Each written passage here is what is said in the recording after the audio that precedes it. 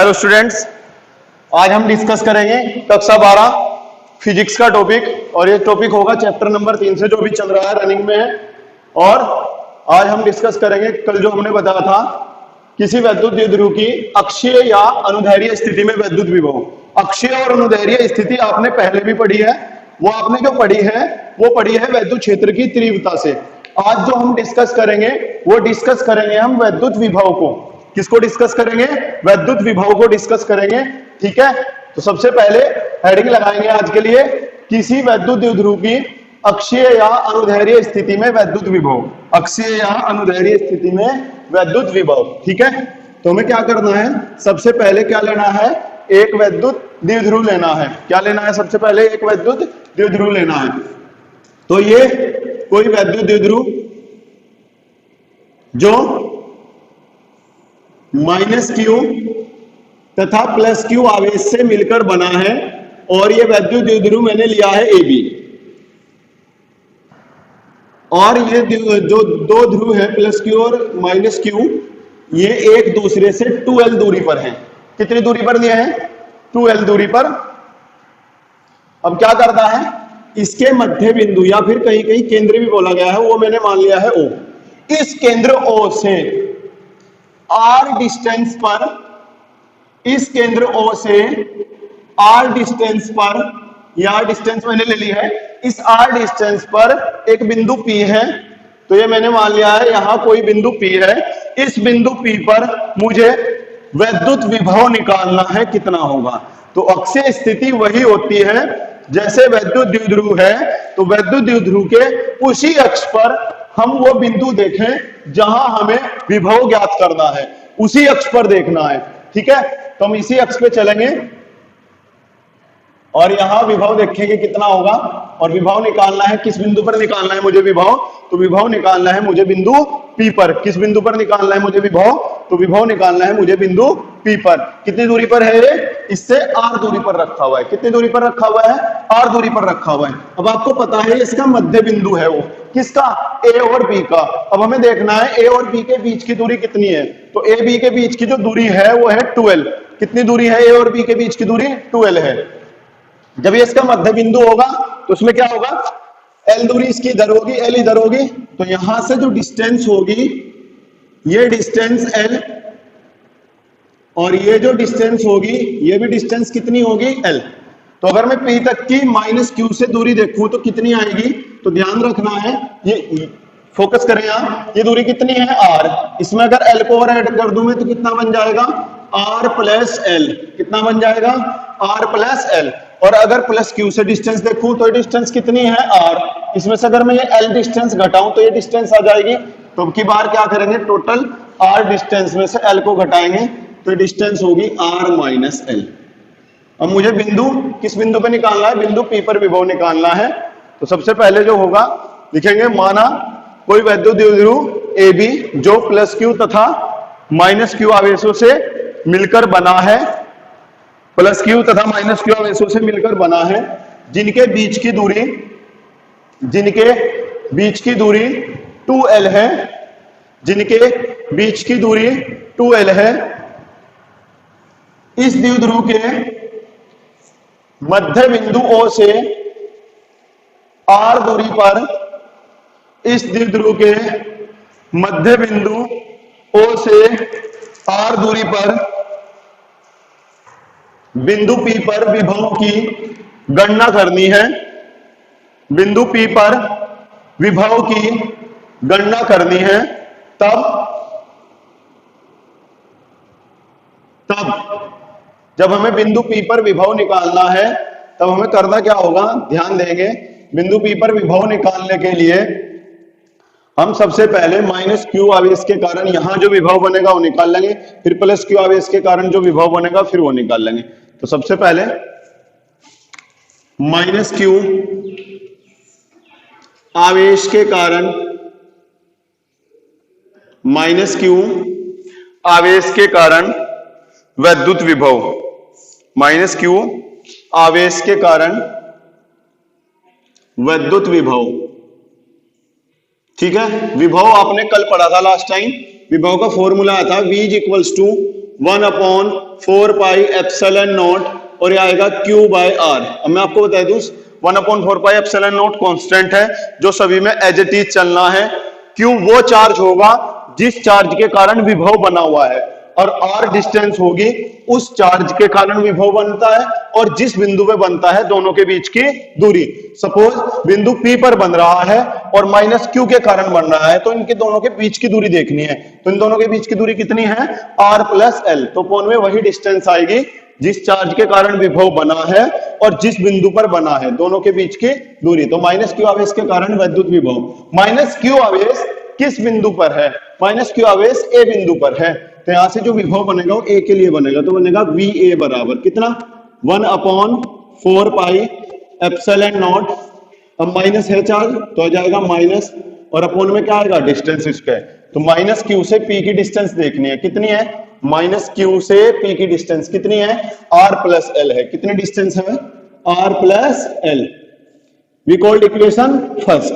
अब की बार हमारे पास चार्ज दूसरा है और चार्ज दूसरा जो है वो कौन सा चार्ज है? +Q चार्ज है। कौन सा चार्ज है? +Q। अब की बार निकाल लेंगे +Q आवेश से। तो +Q आवेश के कारण बिंदु P पर वैद्युत विभव। बिंदु P पर वैद्युत विभव। तो बिंदु P पर वैद्युत विभव निकालेंगे। +Q जो आवेश है वो किस बिंदु पर प्लेस्ड है? वो बिंदु B पर रखा हुआ है। किस बिंदु पर रखा हुआ है? बिंदु B पर रखा हुआ है। तो यहां जो विभव होगा वो होगा VB बराबर 1/4πε0। अब की बार जो आवेश आएगा वो आएगा Q। अब हमें देख ले आवेश Q है तो P और Q आवेश के बीच की दूरी कितनी है? R - L। कितनी दूरी है? R - L। अब हमें इक्वेशन सेकंड, अब हमें निकालना है P पर परिणामी वैद्युत विभव कितना होगा। फाइनली कितना विभव इस पर बनने वाला है। तो यहां लिखेंगे तब बिंदु P पर कुल विभव। बिंदु P पर कुल विभव। बिंदु P पर कुल विभव कितना बनेगा? तो जाएगा V = VA + VB। जितना बिंदु P पर बिंदु A और बिंदु B के कारण विभव बना हुआ है उन दोनों विभव को जोड़ लेंगे तो आ जाएगा कुल विभव V = VA का मान कितना है? 1/4πε0 - Q/R + L प्लस VB। इस पर कितना है? 1/4πε0 यह आएगा Q/ कितना? R - L।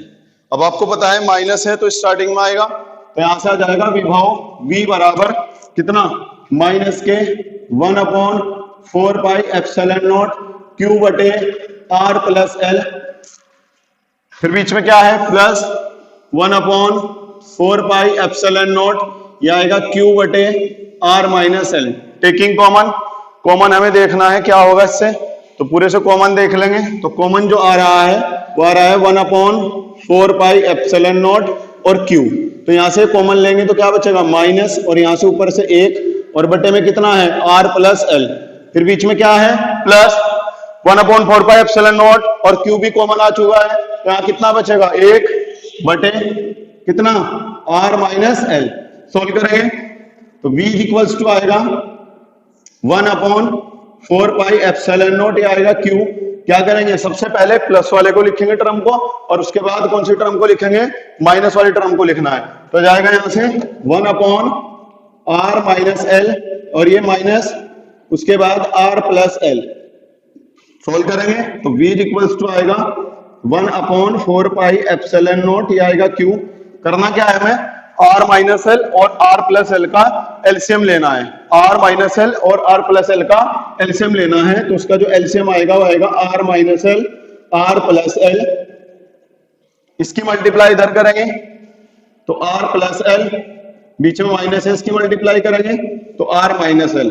सोल्व कर लें तो V = आ जाएगा 1/4πε0 ये आएगा Q। यह जाएगा R + L। माइनस की मल्टीप्लाई इसमें करेंगे तो क्या हो जाएगा?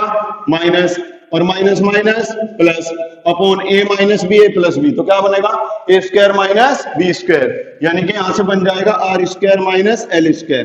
Are square minus L square, R से आर कैंसिल आउट होगा, आर से आर क्या हो जाएगा, कैंसिल होगा, यहां से जब कैंसिल होगा तो बचेगा क्या, तो जाएगा विभव v बराबर 1/4 पाई एप्सिलॉन नॉट, यह आएगा q, यहां से ध्यान से देखेंगे L और L ऐड हो गए, कितना आ जाएगा 2L, कितने L हो जाएंगे 2L upon R square minus L square, ये है R square minus L square. ये जो L 2L लिखते हैं हम, ये बहुत ही छोटी सी दूरी होती है, इनके दोनों आवेशों के बीच की दूरी बहुत छोटी है, किसकी अपेक्षा, आर की अपेक्षा, यानी कि जो L है वो छोटा है किससे, आर से।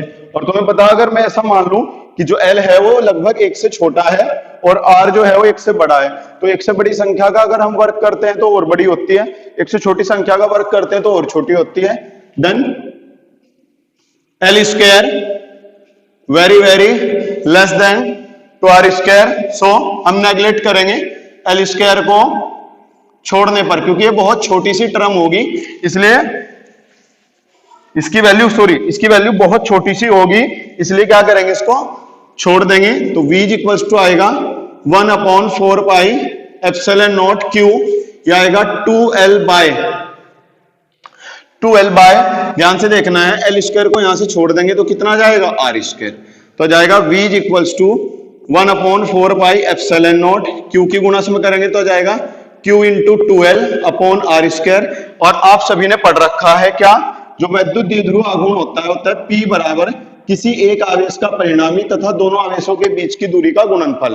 जो वैद्युत द्विध्रुव आघूर्ण होता है वो किसी एक आवेश का परिणामी तथा दोनों आवेशों के बीच की दूरी का गुणनफल।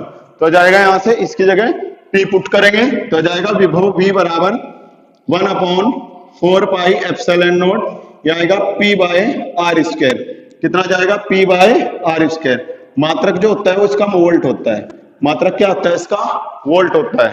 ठीक है, वीडियो को पॉज करके नोट कर लेंगे।